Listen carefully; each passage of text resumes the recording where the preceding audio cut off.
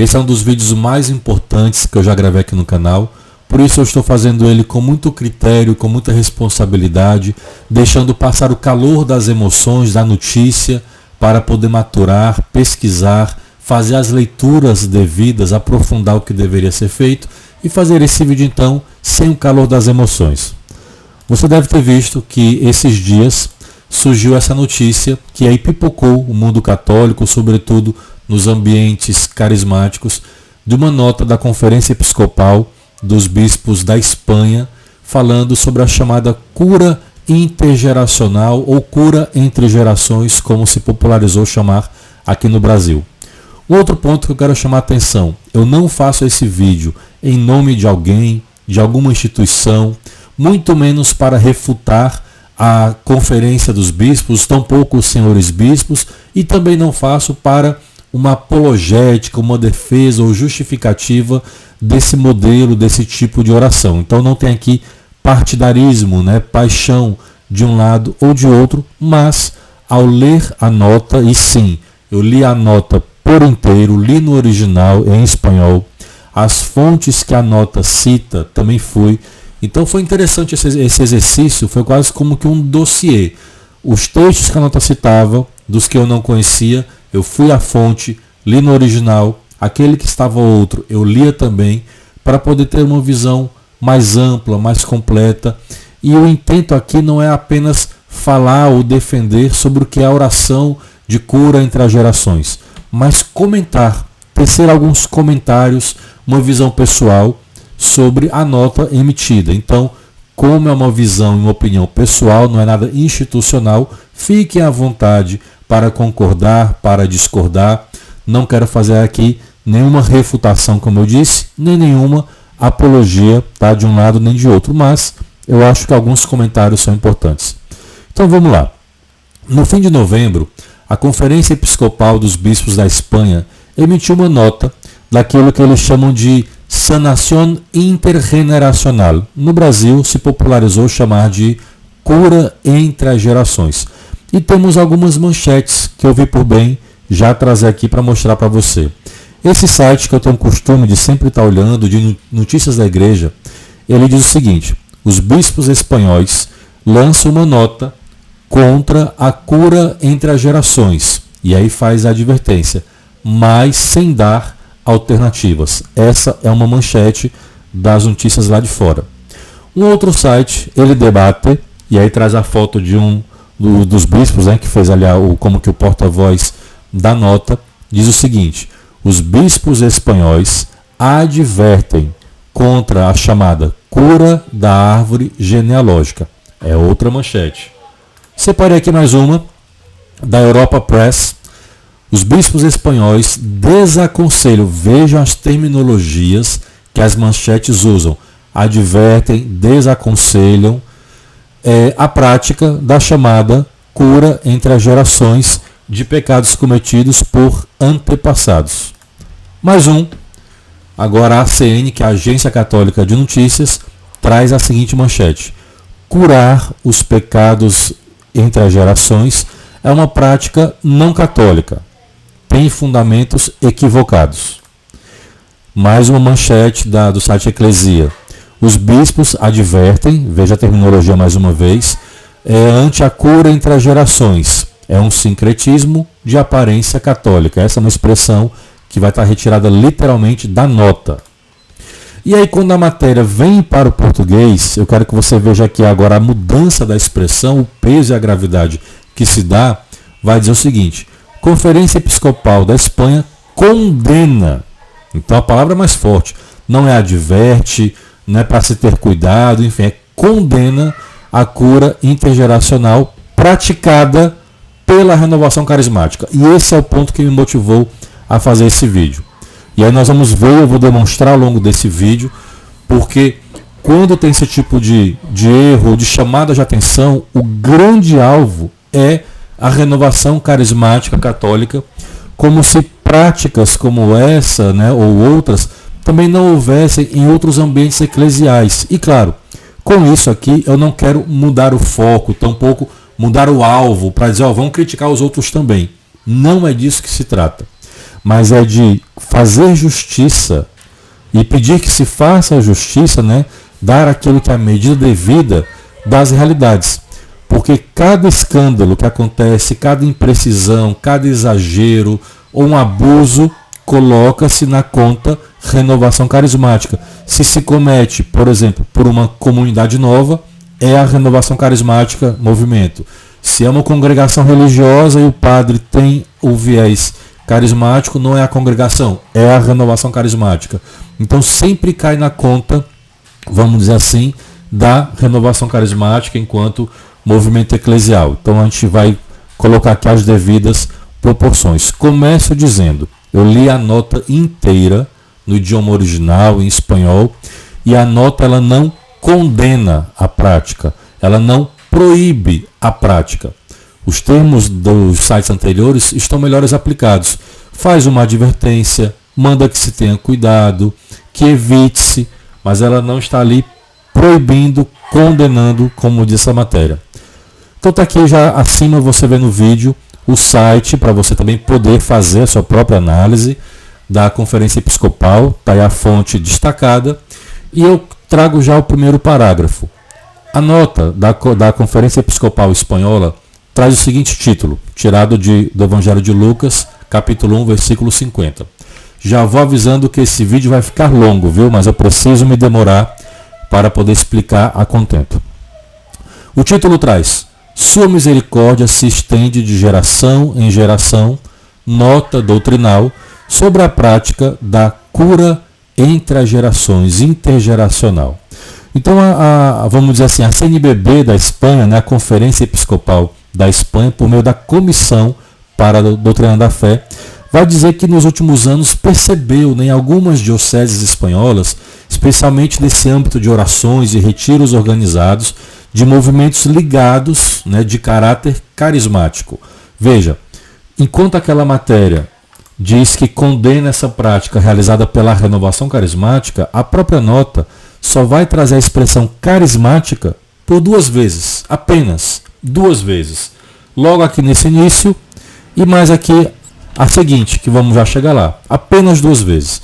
Então ela vai dizer que alguns movimentos religiosos de caráter carismática têm uma prática, e aí é o destaque, feita por sacerdotes. Veja que a renovação carismática, embora ela tenha angariado e acolhido muitos sacerdotes, bispos inclusive, cardeais, mas ela é um movimento, enquanto movimento eclesial, majoritariamente leigo. Essa nota de saída, ela faz um destaque, uma chamada para a prática realizada por parte de sacerdotes. Então esse é um ponto que cabe destacar. E esses sacerdotes, ou alguns deles, realizam uma prática chamada cura entre as gerações, cura intergeracional. E ela viu por bem que, diante de alguns abusos ou alguns pontos de preocupação, a Comissão para a Doutrina da Fé da Conferência Episcopal Espanhola viu por bem emitir essa chamada nota doutrinal, valorando, né, julgando, dando seu parecer sobre essa prática. Então é um parecer, uma nota doutrinal a respeito dessa prática. Então é a própria Comissão Espanhola. Então veja que é uma comissão, uma Conferência Episcopal Espanhola, falando para os sacerdotes da Espanha para práticas ocorridas e vistas ocorrer na Espanha. Essa nota caiu aqui no Brasil como se fosse a própria CNBB falando para a Igreja do Brasil. Não é por aí. É uma nota espanhola, naturalmente, para o seu povo daquele país. Tá? Então, não está falando para a realidade brasileira. Embora, naturalmente, são um colegiado de bispos que fala, que se pronuncia, há que se ter o religioso obséquio, a escuta, a atenção, é um documento importante. Mas ela fala, notadamente, adstrita à Igreja da Espanha, que isso fica muito claro. E lembrando também que uma conferência episcopal de algum país, ela não está inserida na hierarquia da igreja.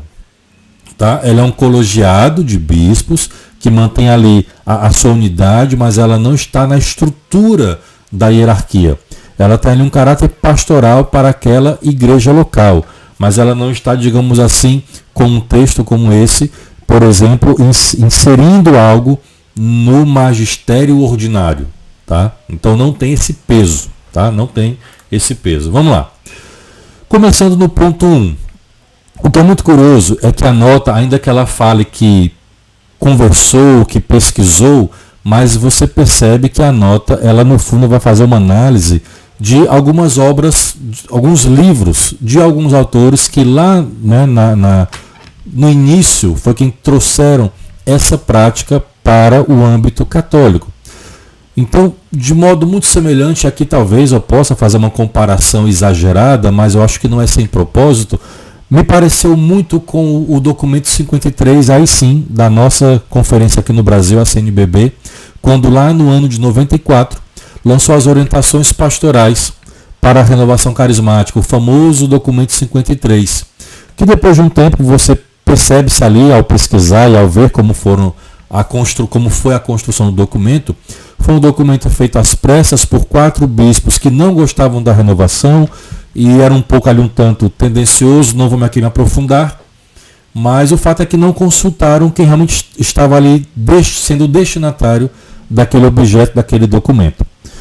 Não é tanto assim com essa nota, você vê que há ali alguma pesquisa, mas de algum modo ela ficou muito adstrita aos livros, e alguns livros de 30, 40 anos atrás, mas a nota não deixa entrever de que foi consultada, por exemplo, a Presidência da Renovação Espanhola, ou comunidades novas que promovem esse tipo de encontro. Aliás, majoritariamente são comunidades novas que promovem, ou institutos religiosos que promovem esse tipo de encontro.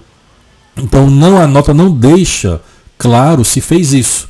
O que ela deixa claro é que ela está usando de base os livros que aqui estão em destaque. E aí são 3, como que é a estrutura da qual vai ser feita a crítica dessa nota. Primeiro vai dizer o seguinte, que a origem dessa chamada cura entre as gerações, ou intergeracional, ela veio de um autor que era um missionário anglicano chamado Kenneth McCall. Com esse livro, né, A Cura da Árvore Genealógica, ou Árvore da Família. É um livro de 82, então já é uma obra aí de 40 anos, tá? Naturalmente uma obra de 30, 40 anos, o seu autor pode, ao longo dos anos, maturar a ideia, desdizer o que ele disse, corrigir, afinar, né, refinar a seu plano teológico, filosófico, doutrinário, por aí vai. Mas aqui está correto. O primeiro, né, a trazer, quem trouxe isso para esse âmbito de discussão, é de fato esse Kenneth McCall, que era um missionário anglicano. Segundo alguns pesquisadores, teólogos, de fato não havia no jargão da Igreja Católica, na tradição, algo semelhante, e então foi inserido a partir do século XX. Anterior, parece que de fato você não encontra nada nessa linha, ou pelo menos com essa terminologia. Uma outra obra, e aí sim já de escritor católico, um padre claretiano, chamado Padre John Hempsch, com outro livro, também na mesma linha, chamado Curando a Sua Árvore Genealógica, ou a Sua Árvore Familiar, uma obra de 86. Então os dois também estão situados nos anos 80.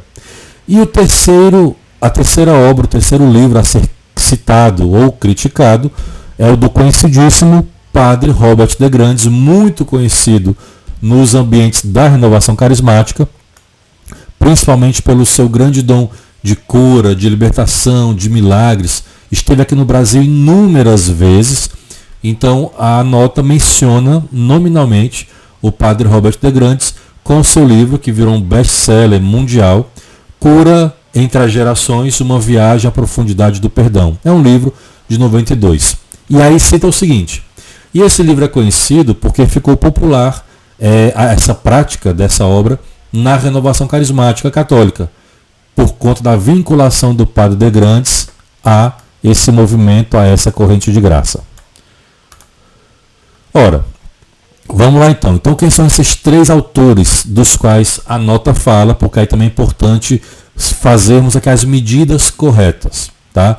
Não são qualquer pessoa, não são pessoas aí areadas, avoadas, enfim, é importante fazer aqui a justa medida para cada um, tá? Dr. Kenneth, e também que não estou fazendo apologia e defesa de ninguém também, mas é importante também colocarmos as bases adequadas, a medida correta para cada um. Dr. Kenneth McCall, missionário anglicano, como diz a nota, ele faleceu em 2001. Ele é autor de inúmeros livros traduzidos para diversos idiomas, tá? Eu trago alguns deles que você pode ver aí na tela. Muitos deles nessa linha mesmo da genealogia, da árvore genealógica, inclusive esse aqui, ó, Genealogia e Eucaristia, lembrando que ele é anglicano.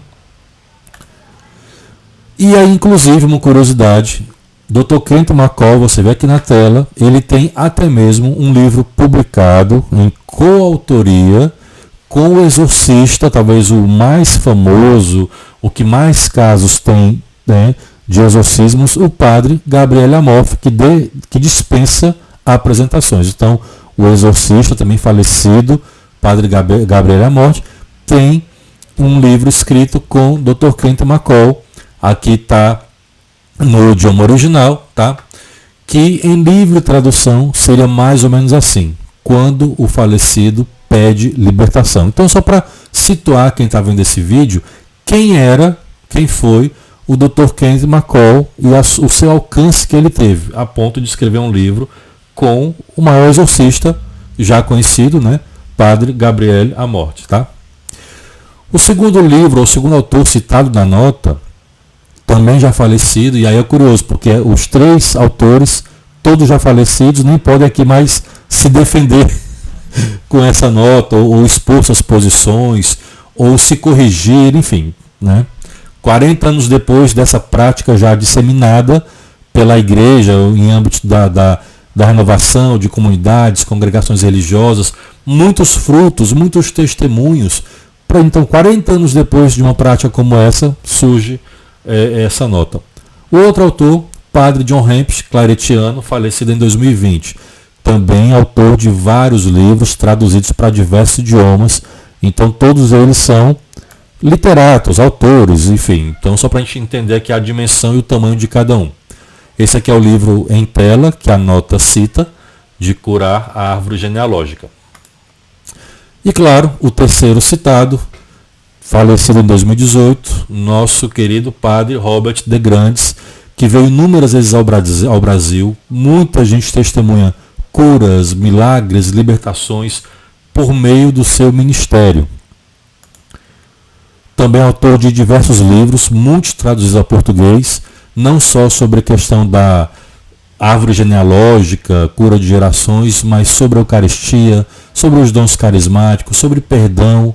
Então ele tem inúmeros livros publicados e muitos traduzidos aqui no Brasil em português. Eu quero mostrar aqui esse vídeo agora. Não é velho. Yes. Quanto tempo o senhor tem tido esse problema de audição, padre? Já há 2 anos eu tenho um problema de excesso de cera no ouvido, e desde o momento da oração, depois da homilia, eu tenho sentido pressão no ouvido e sinto com que a cera que se derrete. Eu tinha que, a cada 6 meses, pelo menos, eu tinha que ir ao otorrino para fazer uma lavagem do ouvido, porque eu já não conseguia ouvir direito. E eu já estava numa crise alérgica de produção de cera, já há algum tempo, algumas semanas que eu vinha sentindo que eu necessitava voltar ao médico. Com a graça de Deus, eu estou ouvindo perfeitamente. Louvado seja Deus. Então veja aí, nós vimos agora o testemunho, nada mais, nada menos do que o padre Paulo Ricardo, ainda na sua juventude, durante o encontro com o padre Robert de Grandes aqui no Brasil, ele próprio testemunhando que havia sido curado graças a uma oração que o padre Robert de Grandes havia ministrado durante aquele encontro. Então, padre Paulo Ricardo dando ali o seu testemunho de cura, para mostrar de quem, né, sobre quem essa nota está falando. Ok, ao mesmo tempo essa nota, ela também traz algo interessante. Essa nota é da Conferência Espanhola, mas por sua vez ela mesma disse que ela está baseada em outras 2 notas, então não é a primeira vez que uma conferência episcopal emite uma nota sobre esse assunto. Nós tivemos no ano de 2007 a Conferência Episcopal Francesa, aqui está na tela, você vai ver, eu destaquei só um print para você observar, quem quiser depois ler a nota completa, está disponível na internet.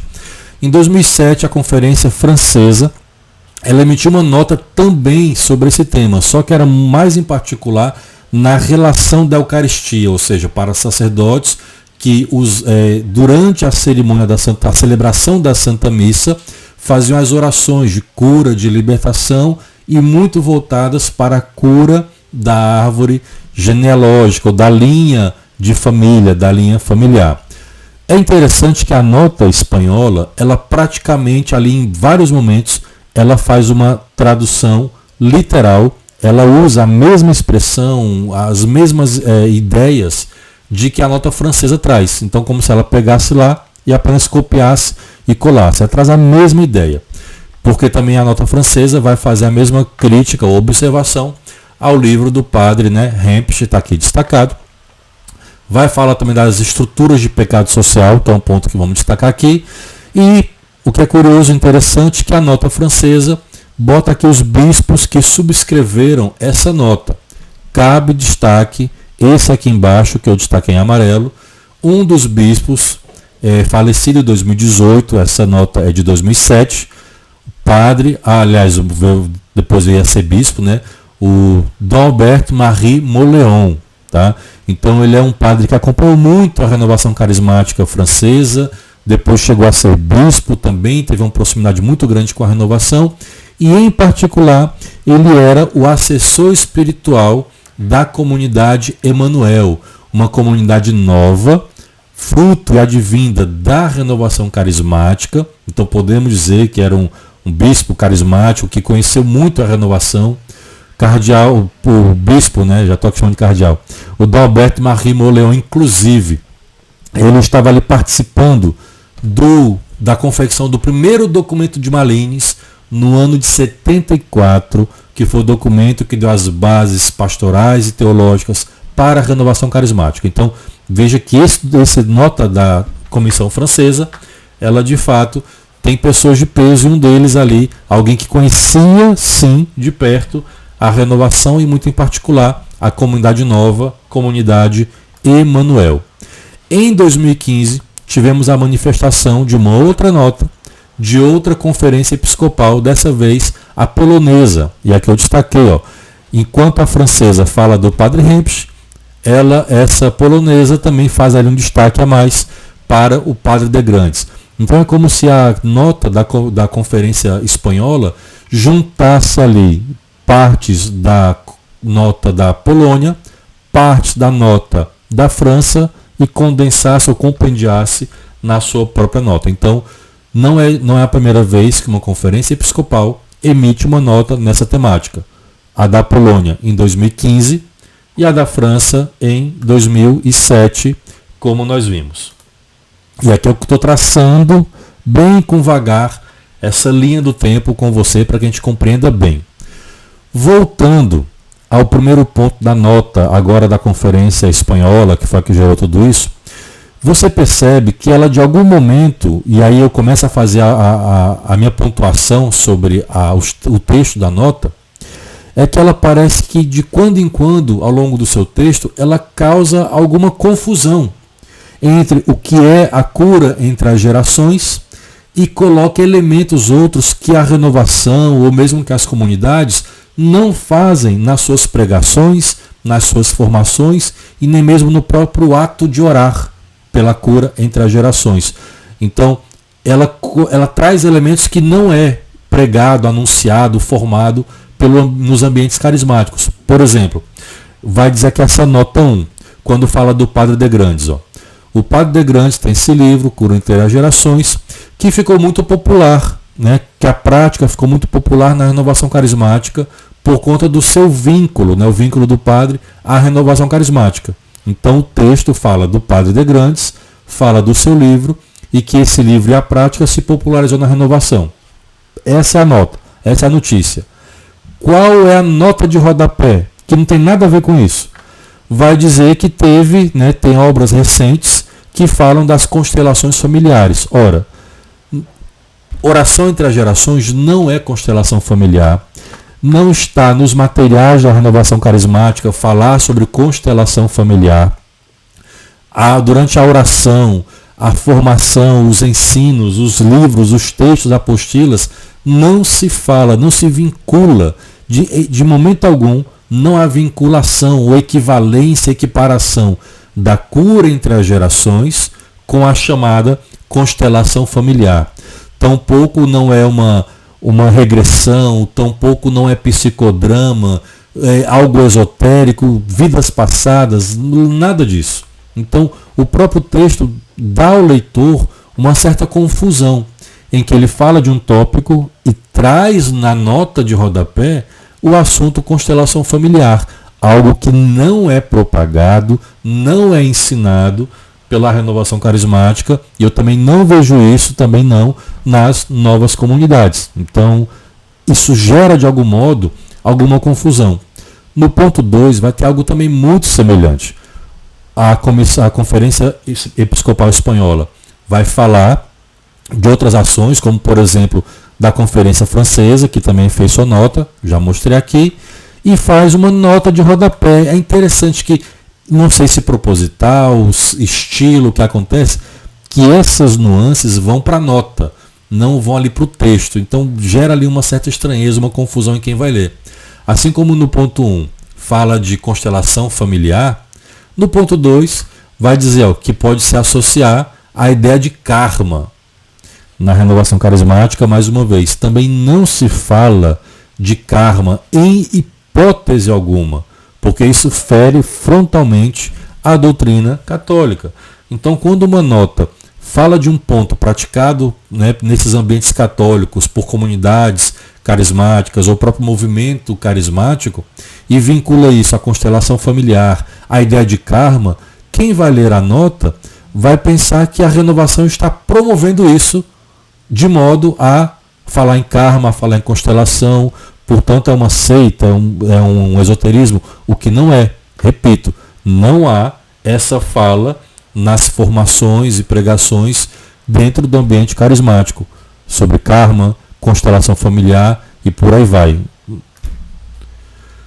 Então vamos lá. O que mais que diz aqui a nota? Então, ainda que essa prática estendida entre cristãos católicos e não católicos seja realizada com a melhor das intenções, diz a nota, e com o desejo de aliviar o sofrimento das pessoas, ela está fundindo, está fazendo uma fusão de aspectos próprios da fé católica com outros que são alheios à fé católica. E aí sai de uma nota de rodapé e agora vai para o texto. A nota está, de algum modo, afirmando de que nesses ambientes carismáticos, mistura-se elementos da fé católica com outros que são alheios, resultando no sincretismo. Ora, eu acabei de falar que, sobretudo, e aí na renovação carismática, não tem isso, né? E ao contrário, há um cuidado para não confundir as relações, de que não há sincretismo religioso, não tem nada de karma, de constelação familiar, tá? Então o texto aqui começa a meio a dar a entender que está se fazendo isso, a não ser que seja caso concreto, pontual, ocorrido na Espanha, e a nota vai então corrigir. Aí sim, corrigir um erro, chamar a atenção na caridade, né? Enfim, mas não generalizar que isso ocorre. Então é isso que a nota acaba deixando um pouco quem lê um pouco confuso. E aí vai dizer o seguinte: e esse tipo de ação acaba eliminando a responsabilidade pessoal do pecado. Sobre isso eu quero falar um pouco agora. Vamos ver aqui, ó.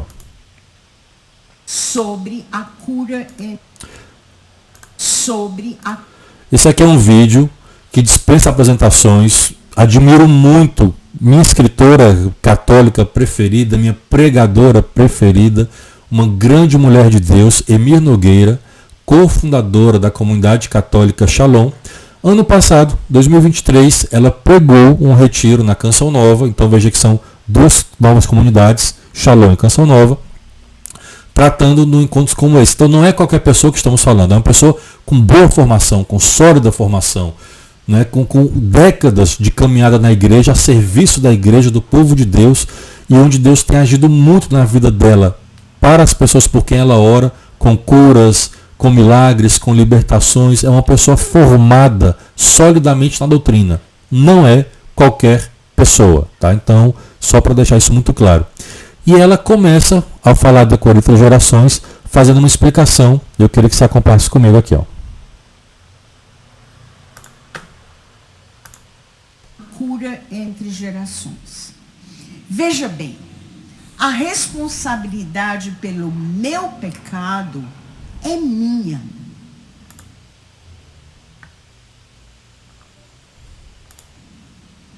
Eu peco porque eu quis pecar.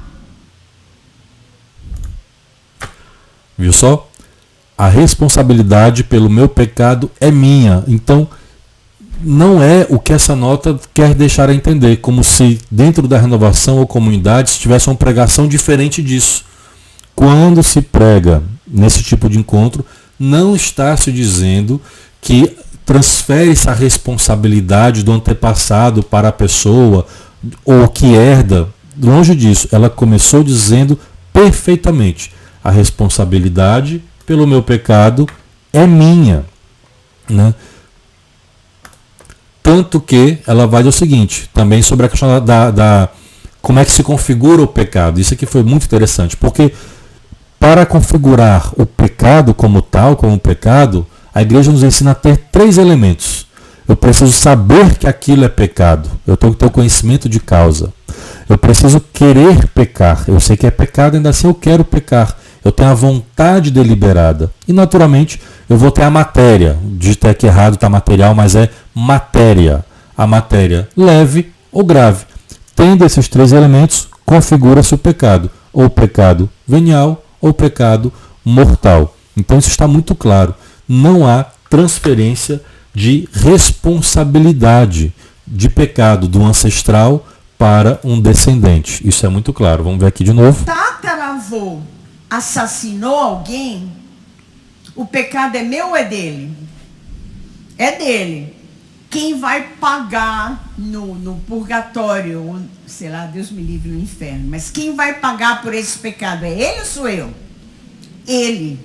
Eu não tenho nada a ver com o pecado de assassinato do meu bisavô. Mas eu posso sofrer de medo, de angústia. Eu posso ter problemas na minha sexualidade. Eu posso ter pânico.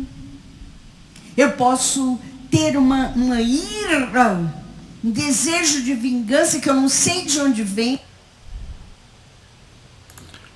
Vamos avançar. O que é cura entre gerações?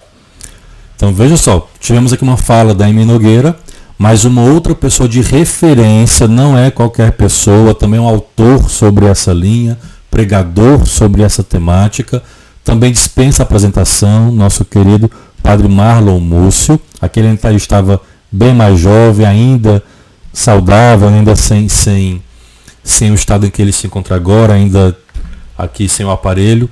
Olha o que ele fala também sobre a cura entre as gerações. Vamos ouvir. Gerações. Nós pedimos a nosso Senhor Jesus Cristo, na sua infinita, insondável misericórdia, que visite as raízes perturbadoras do mal em nossa família.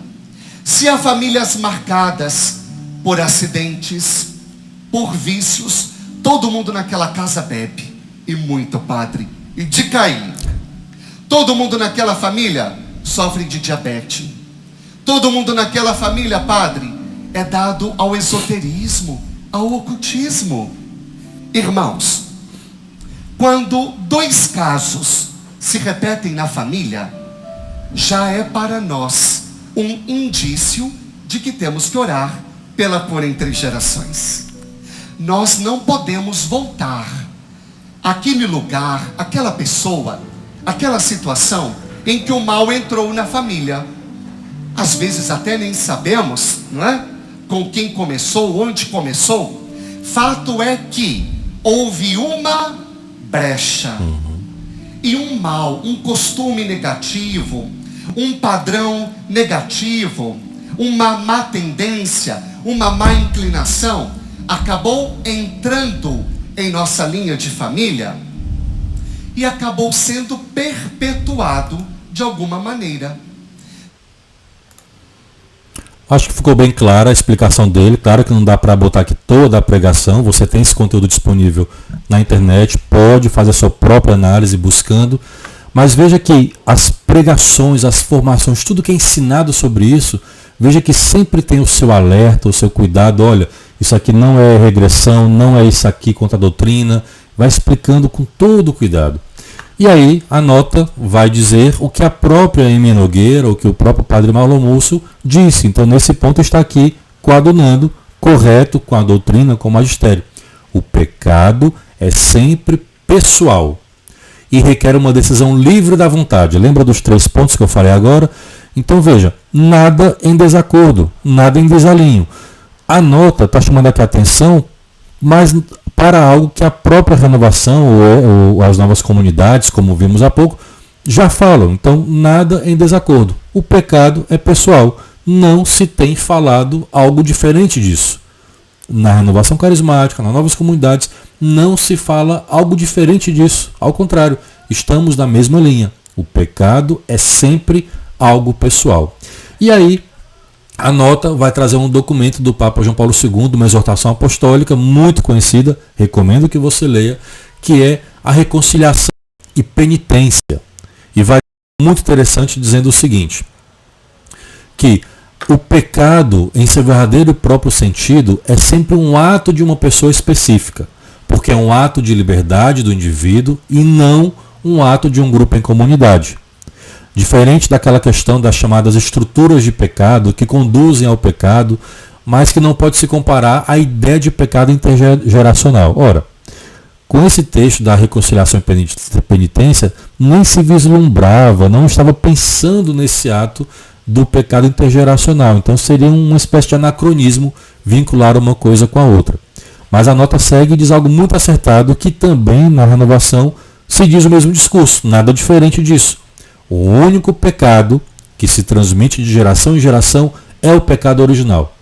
Nunca se falou algo diferente. Nos materiais da renovação, livros, apostilas, as pregações, eu também não vejo algo diferente nas comunidades. O discurso é o mesmo e correto. O pecado que se transmite por geração em geração é o pecado original. Agora, ao mesmo tempo, não sei se intencionalmente ou se é propósito ou se esqueceu-se, enfim. No mesmo número 16, veja aqui, em que a nota fala de que o pecado verdadeiro e sentido próprio é sempre um ato pessoal, ao mesmo tempo, a própria exortação apostólica faz uma reflexão muito interessante, que diz o seguinte, e aqui eu vou ler literalmente extraído do próprio documento. A esta lei de elevação corresponde, infelizmente, a lei da descida, de tal modo que se pode falar de uma comunhão de pecado, olha essa expressão, em razão da qual uma alma se rebaixa pelo pecado, arrasta consigo a igreja e, de certa maneira, o mundo inteiro. Por outras palavras, não há nenhum pecado, mesmo o mais íntimo e secreto, o mais estritamente individual, que diga respeito exclusivamente àquele que o comete. Todo o pecado se repercute com maior ou menor veemência, com maior ou menor dano em toda a estrutura eclesial e em toda a família humana. Vamos seguir aqui para a nota. E aí, falando da ideia de pecado intergeracional, vai dizer, também seria alheia, estranha à doutrina do purgatório a ideia de um perdão pós-morte. É um outro ponto também que a nota vai dizer. E não é isso, né, mais uma vez, não é isso que se é pregado, não é isso que se é formado, ensinado dentro do âmbito carismático. Então parece que a nota, ou aconteceu algo muito específico lá na Espanha, ou a nota não entendeu, não consultou, né, para entender o que realmente se passa dentro dos ambientes carismáticos, porque tudo que a nota está falando é o que a renovação prega, propõe, forma, ensina nos seus materiais. Não se fala algo diferente, tá? Por que eu faço esse vídeo e essa chamada de atenção? Porque com essa nota espanhola, muitos sites no Brasil que não gostam, que criticam a renovação, ficam usando isso como argumento para criticar ainda mais a renovação carismática. Tá vendo? Olha o que vocês fazem e tal. Bem nessa linha, né? Curioso aqui, ó, quero ler para você e fazendo aqui um paralelo com essa nota. Também dispensa a apresentação. O Dom Estevão Bittencourt, beneditino, falecido, um grande arauto da doutrina, da defesa da fé, que escreveu a sua famosa revista, a coleção de revistas por anos, da Pergunte e Responderemos. Ele traz na matéria número 551 do ano de 2008 um texto bem interessante. Eu vou ler apenas aqui a síntese para você. Justamente sobre a cura entre gerações, vai dizer ele: a cura dita entre gerações não pode significar que uma geração tenha de prestar expiação pelos pecados dos antepassados, pois cada um responde a por si apenas. Então até agora falamos a mesma coisa.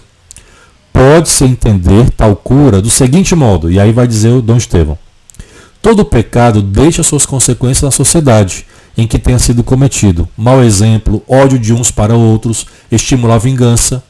Ora, o que o cristão pede a Deus não é o perdão dos pecados alheios, como a nota quer parecer entender, não é verdade? Olha aqui, ó.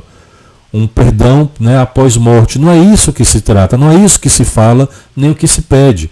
Não há um perdão de pecado alheio, mas pede, e aí sim, que se faça cessar a má influência que os pecados dos antepassados exercem seja extinta, ficando os descendentes isentos de qualquer consequência negativa derivada dos pecados dos antepassados. Nada mais claro do que isso. Como a nota dá a entender, como se as práticas dentro dos círculos carismáticos é pedir perdão pelos antepassados, né? Uma expiação de pecado alheio. Não é isso que se faz, não é isso que se pede. Eu acho que essa nota do Dom Estevão esclarece bastante. Voltemos agora para a nota. Agora ela vai vincular, e aí muito na linha da nota da França, da prática desse pedido de oração de cura durante a celebração da Eucaristia. E aí vai falar, misturar um pouco a missa de cura com a missa intergeracional, depois mistura com outros ritos, outras práticas. Então ela meio também causa aqui uma certa confusão. Vai dizer aqui, ó, enquanto as chamadas missas de cura ou de libertação estão estreitamente ligadas à prática da cura intergeracional, não necessariamente porque tem uma missa de cura e libertação, vai se fazer ali também a cura intergeracional. Você pode pedir a cura interior e dos afetos, enfim, nem sempre uma missa votiva de cura interior, de cura, de libertação, ela está ligada, vinculada obrigatoriamente à cura entre as gerações, tá? Então a nota também ficou um pouco aqui como se isso fosse uma relação obrigatória entre uma e outra. No ponto F da nota: sobre os encontros de oração que tem a finalidade de obter a cura de Deus, né, para os enfermos, para os doentes, deve-se seguir aquilo que foi estipulado, e é um documento que se espalhou muito na renovação.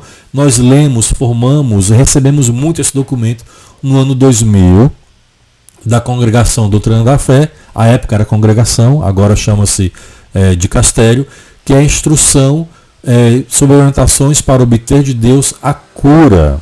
Tá? Então ele já traz esse documento, quer dizer, um documento com mais de 20 anos já estabelecido, lido, trabalhado dentro da renovação. Então ele é sim trabalhado.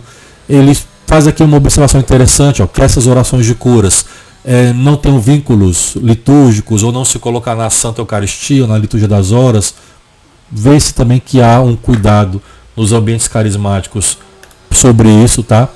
E vai concluir, e essa conclusão aqui eu acho que é importante também, porque algumas notas de sites na internet acabam dizendo que a Conferência Episcopal proibiu, condenou essa prática. Mas veja que a expressão que os próprios bispos dizem: com esse documento nós pretendemos analisar a teoria e a prática, e que ajuda a detectar e corrigir corrigir. Não é condenar, não é frear, não é proibir. Corrigir aquilo que se afasta, se distancia da tradição e do magistério. Né? E do magistério. Então é isso que a nota pretende. Corrigir algum eventual exagero. Como bispos, como pastores, estão na sua função de pastorear o povo de Deus e corrigir aquilo que eventualmente tenha sido exagerado. E volto a repetir, é a conferência dos bispos da Espanha para a Igreja da Espanha. Muitos estão querendo aplicar essa nota aqui para o Brasil. Em resumo, uma análise que eu gostaria de fazer. Essa nota, ela acaba então sustentando de algum modo que a oração entre gerações pressupõe o erro de pensar que o pecado é transmitido. Então esse é o grande ponto da nota. Mas ao mesmo tempo, você vê que não é isso que é praticado nem pregado na renovação. Então ela vai chamando a atenção do erro para aquilo que a renovação, em linhas gerais, nunca foi seu ensino, nunca foi sua pregação, nunca foi o seu texto e formação para o povo. Pelo menos é que eu digo na realidade brasileira. A nota ainda diz também, o que se tem dito é que se reconhece que existem pecados que repercutem nos descendentes. Esse é o discurso de pregadores, de ministros de cura que praticam esse tipo de oração. Nunca fala que é uma herança de pecado, da culpa, não é, você sabe que o pecado tem a pena e a culpa, não uma herança de culpa, transferência de culpa que é herdado, não é isso que se é pregado nos ambientes carismáticos. Mas é que existem pecados, raros alguns, que podem repercutir nos seus descendentes. E reforça-se, os pregadores carismáticos, os livros, as obras, vou já mostrar aqui, sempre diz, e reforça o que a nota está dizendo, que o pecado é sempre pessoal. Nunca dissemos algo diferente disso. Ok, qual foi então a atitude da renovação espanhola? Rápida, direta, prontamente, a renovação carismática espanhola, como boa filha da igreja, ela emitiu uma nota para a conferência episcopal dizendo que acolhe a nota. Ou seja, a conferência episcopal faz uma menção, faz uma observação e a renovação carismática, como boa filha da igreja, acolhe, respeita e vai cumprir as suas observações. A nota foi escrita pelo presidente da renovação, aqui você vê na tela, o Vítor Gregório Arellano, e o diretor espiritual, o assessor eclesiástico da renovação espanhola, Padre Francisco Javier Ramírez de Nicolás. Tá? Os dois assinaram a nota. Nota curta, breve, sucinta. Foi dia 28 de novembro. Nota da Renovação Carismática da Espanha sobre a nota da Conferência Episcopal da Espanha sobre a cura intergeracional. Vou aqui para o ponto 3, que resume tudo. A Renovação Carismática da Espanha é uma associação privada de fiéis, e já vai dizendo aqui, ó, em negrito, acolhe com gratidão essa nota. Ela adere à mesma com obediência filial, o seu conteúdo e a sua preocupação, e vai seguir velando para que no âmbito próprio dessa associação, quer dizer, no ambiente da renovação carismática, a corrente de graça sigam as suas orientações. Então, nada divergente, sem confusão, sem conflito. Os pastores daquela igreja, daquele país, fizeram uma nota e a renovação carismática daquele país acolhe a nota obedientemente, sem polêmica, sem confusão, sem crítica, como deve ser. E aí, essa nota vem aqui para o Brasil parecendo que foi um grande alarde, né? Uma grande confusão. Agora, visto essa nota, eu queria fazer aqui alguns adendos agora de, vamos dizer, um toque pessoal. Você fica à vontade para concordar, para discordar, mas eu queria fazer um adendo aqui. Por vezes, na vida espiritual da história da igreja, é comum, e aí eu trouxe um texto do nosso querido Padre Garrigou Lagrange, no seu livro muito conhecido, As 3 Idades da Vida Interior. É muito comum que um místico, pessoas de oração, tenham experiência, uma prática, que nem sempre a sua linguagem vai expressar aquilo que a teologia, a tradição teológica, ela já tem nos seus livros, né? Então vai dizer ele, ó, frequentemente os termos que usam os autores espirituais, sobretudo quando falam de mística, vão diferir dos termos usados entre os teólogos. Então é natural que a prática possa ter algo diferente, estranho até, um termo ali talvez um pouco inapropriado ou não adequado. E depois a teologia ela vai dando base para aquela experiência. O místico vai ter uma experiência, ele fala como aconteceu. Depois vem a teologia, vai pensar aquilo e vai lançar as bases teológicas. Então é natural que no começo haja uma discrepância entre a terminologia e da prática para aquilo que a teologia já conhece preteritamente, até aquilo entrar ali num compasso de novo, tá? Quer ver um exemplo disso? O primeiro padre que eu tive a alegria de traduzir na vida, também muito conhecido, o exorcista espanhol, Padre José Antônio Fortea. Essa foto aí é de 2010, estava bem novinho. Primeira vez que eu traduzi alguém na minha vida, foi logo o exorcista, um dos mais famosos do mundo, Padre Fortea. Ele veio para o Brasil lançar o seu livro, A Suma Demoníaca. E esse livro aqui é exorcista, como se fosse o manual da Suma, tá? Ora, o Padre Fortea, ele também tem algo bem interessante nessa linha que eu falei agora há pouco. Na sua tese, que vai desembocar na Suma Demoníaca, ele traz também uma tese que pode parecer um pouco não ortodoxa, porque ele traz uma terminologia chamada de almas perdidas. O que é isso? Pela sua prática, veja, estou falando de prática, a sua prática como exorcista, ele relata que algumas vezes, quando ele é chamado para algum caso, orar por uma pessoa, e que parecia ser um exorcismo, ali não estava manifesto um demônio, por exemplo. Mas ele vê que era alguém que morreu, uma pessoa que morreu há muito tempo, de forma traumática até e tudo. E é como se essa pessoa estivesse no limiar, como ele diz durante essa pregação dele aqui em Fortaleza. Estava ali no borde, para o purgatório. Não falo do limbo, viu? A doutrina do limbo a igreja aboliu há muito tempo. Não, nada a ver com isso. Eu não estou falando de mim, estou falando do Padre Fortea. Então, como se essa pessoa não estivesse ainda ali, está num borde, como ele diz, na borda ali para o purgatório. É algo novo, diferente, pode causar uma estranheza. Para se resguardar, o que foi que ele fez? O seu orientador do doutorado em teologia era membro da Congregação para a Doutrina da Fé. E ele ali vai dissertar toda a sua tese dessa experiência. Então, não tem história pretérita, teológica sobre isso. Mas ele vai dizer que a prática dele está acontecendo. E agora? Como é que eu vou dar bases teológicas para isso? Essa vai desembocar na sua tese. Então veja aqui, a experiência nem sempre vai encontrar um historicismo na teologia. E a teologia vai chegar depois para dar bases, compreender aquilo que o Padre Fortea estava experimentando na sua praxis, na sua prática. Ok? Então vamos seguir em frente. E aí, o Padre Fortea, tempos depois, lança um livro também, que eu achei bem curioso, justamente tratando sobre essa questão da cura entre as gerações. Você vai ter esse livro de 2018, Los hijos de vuestros hijos. Não tem tradução em português, seria algo como Os filhos dos vossos filhos. É muito curioso que ele começa narrando um caso que parece ser de cura entre as gerações, depois ele vai pedir ali para agir com prudência, até mesmo negar. Então, ele vai ter ali uma postura bem curiosa. Eu vou ler parte da obra dele, que diz aqui o seguinte, ó, na página 31. Certamente o pecado é algo pessoal, o que falo aqui o tempo todo nesse vídeo. Certamente que os filhos e a esposa podem ser inocentes de uma profanação, de determinar que as causas e efeitos confluam para produzir algo que seja o ensino para viver naquela localidade.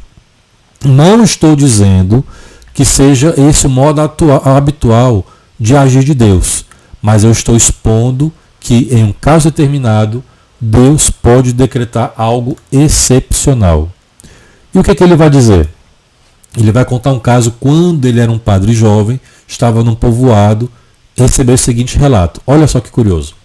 Quando eu era pároco, diz o Padre Fortea, quando eu era pároco num pequeno povoado, um outro pároco me contou como um homem, durante a Guerra Civil, em 1936, ele entrou na sua igreja e conseguiu ali meio que driblar o padre, sabe? Enganar ele, ludibriar. E deu a Eucaristia para um burro, para que o burro comesse. E ele fez isso de forma pública. Ele queria fazer graça, queria burlar, né? Queria fazer troça dos padres, das freiras e da religião, né? da Igreja Católica e de Deus mesmo. Mas desde então, a partir dessa blasfêmia, desse sacrilégio, que imagine só, esse homem pega a Eucaristia e dá para o seu burro, para o seu jumento, para comer a Eucaristia, tomar a Eucaristia. E diz o padre Fortea que desde esse momento, os outros filhos que nasceram depois, todos tinham o paladar fendido, ou seja, o chamado lábio leporino. Continua falando o padre Fortea. Nem os seus ascendentes, né, do pai, nem da mãe, ninguém na família deles, ninguém tinha essa má formação. Mas somente aconteceu após a profanação. Então, quer dizer, ele mesmo foi culpado, né? Durante toda a sua vida, seguramente ele não pôde deixar de pensar nessa relação entre a profanação e a enfermidade, no caso concreto. Ou seja, continuou o padre Fortea, existem pecados tão grandes que em algumas ocasiões os seus efeitos se arrastam para todos os que formam uma unidade naqueles que o cometem, ou seja, a família, por exemplo. Tá? Depois termina o padre. Ao mesmo tempo é que ele reconhece esse caso, quer dizer, um caso concreto aconteceu. Ele não viu fundamentação bíblica, doutrinária, mas aconteceu. Então o padre Fortea entende como uma excepcionalidade, mas aconteceu.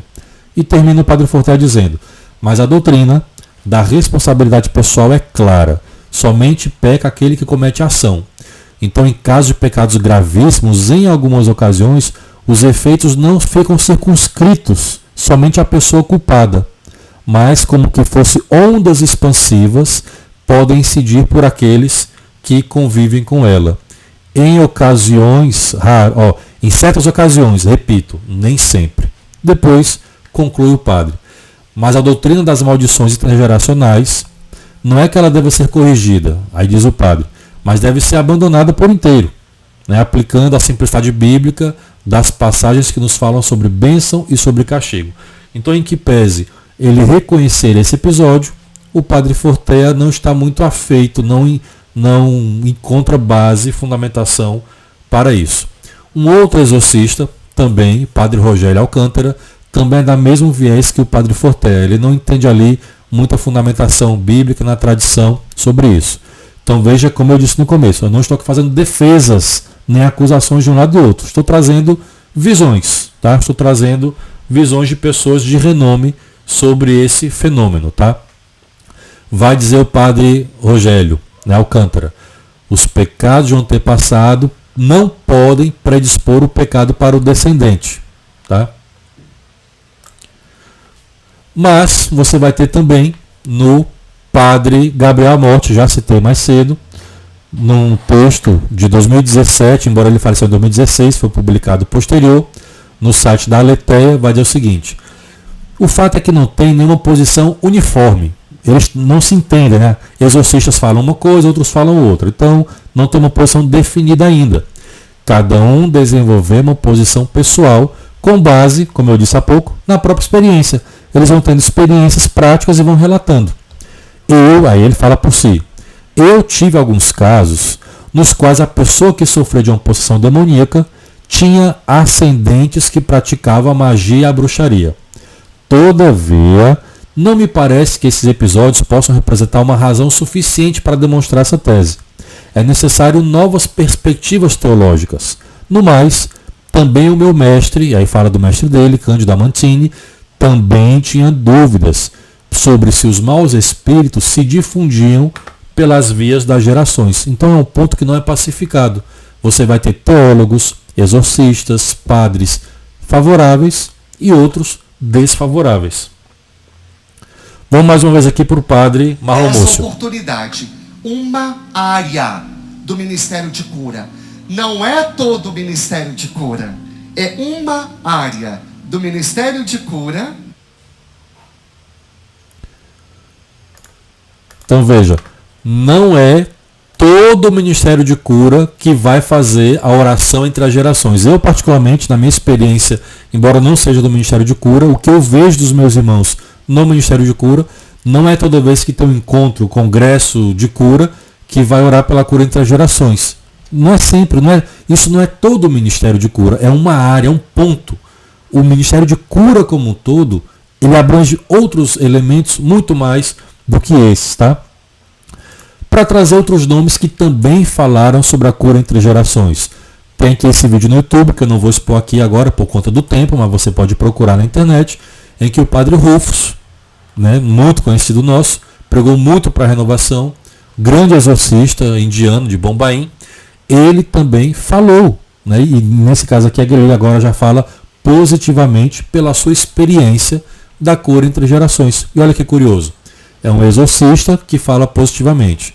Mostrei há pouco 2 exorcistas, Padre Rogério e o Padre Fortea, que não são favoráveis a esse tipo de oração. Então, é a partir muitas vezes da própria experiência deles. Outro exemplo, aqui. Opa, aqui não ficou a imagem. Mais outro exemplo também, um bispo espanhol, e aí alguém que conhece a realidade daquela igreja local, o bispo Dom José Munila, ele também tem aqui esse vídeo muito interessante, mas que ele também não é favorável a esse tipo de oração de cura entre as gerações. Qual a sua análise teológica que ele vai dizer? Há um risco de buscar a causa do problema fora e não dentro, né? Então eu fico sempre colocando, por exemplo, para antepassados. É uma análise correta, legítima, onde não está a origem do problema. E ele acaba então alertando também, ao longo desse vídeo, sobre as chamadas missas que tratam a oração para a cura da árvore genealógica. É uma outra postura, uma outra posição. Como eu disse, não estou aqui defendendo um lado e outro, mas trazendo comentários, tá, alguns pontuais para você formar a sua opinião.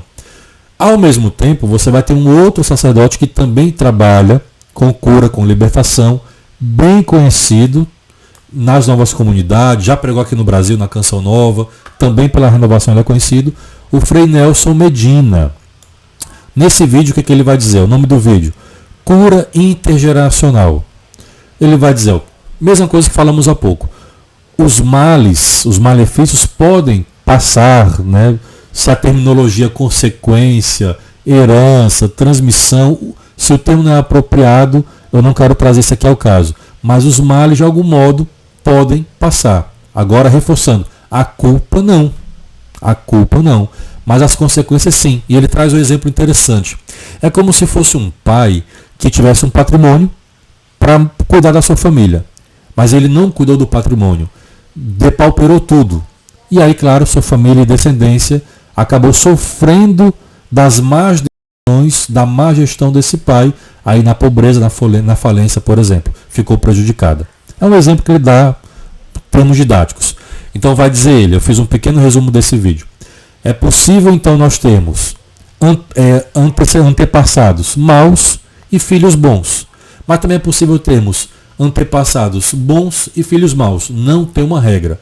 Não há transmissão de pecado. Isso está reforçado o que todos os pregadores falaram e o que eu estou tentando demonstrar aqui.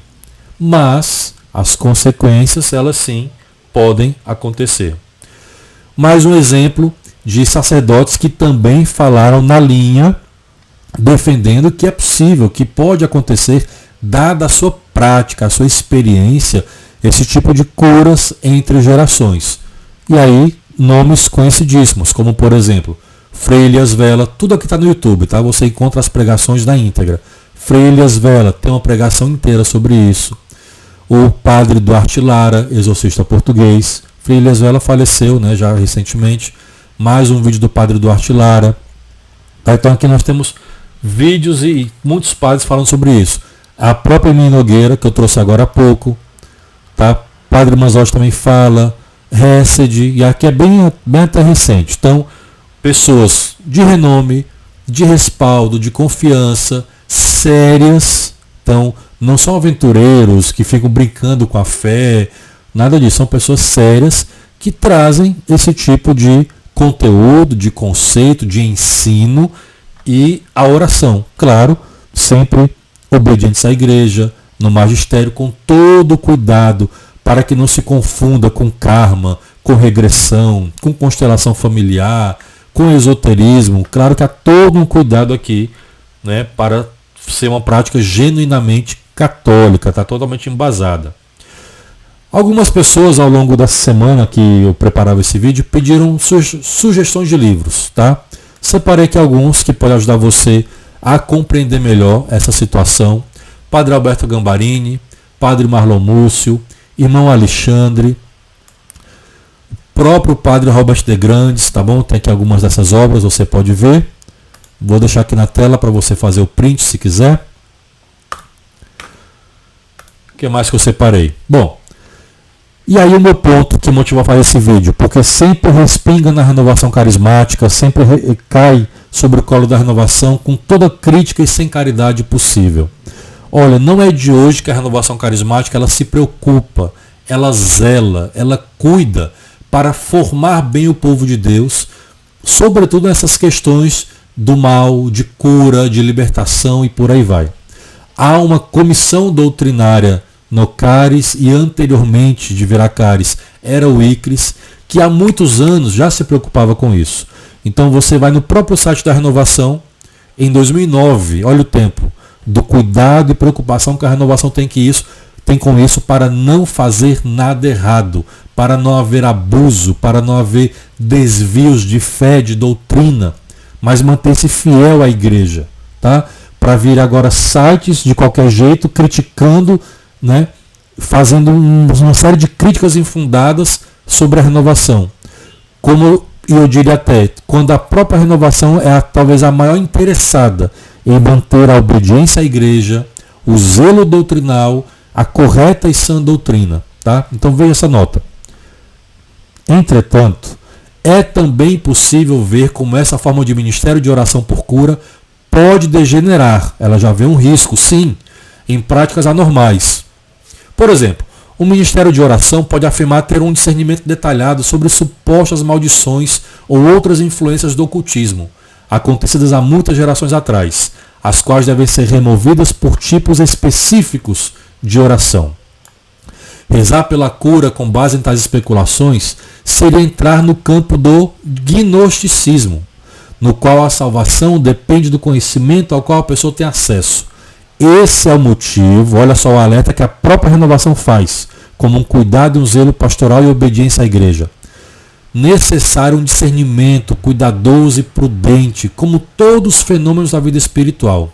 Seria desastroso se uma condenação massiva, agora veja o contraponto, mas seria desastroso se uma condenação massiva de uma oração por cura pela linha de família impedisse as pessoas de um reconhecimento legítimo do impacto da linha de família, tanto nas feridas emocionais como na cura.